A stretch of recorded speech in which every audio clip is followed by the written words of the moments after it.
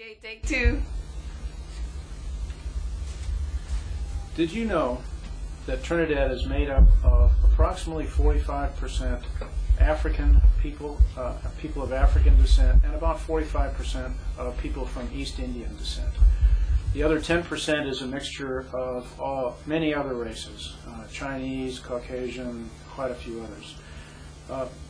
With this very equal number of population, there's basically an Indian party and an African party. There are other parties, but they kind of alternate in power, and so one doesn't stay in power for too long a time. And both races of people enthusiastically support their parties.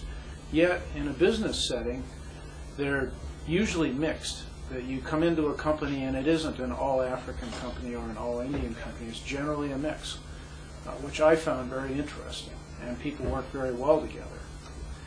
Also, when you're dealing with Trinidadians, the language of the country is English, but English in the way that is spoken by Trinidadians, which often is very fast with the Caribbean accent.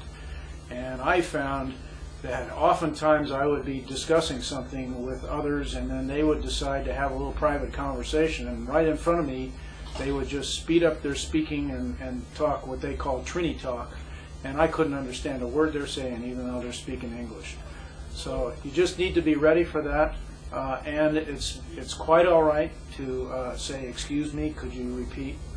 It's very normal to do that. So some other things to think about when you're doing business in Trinidad.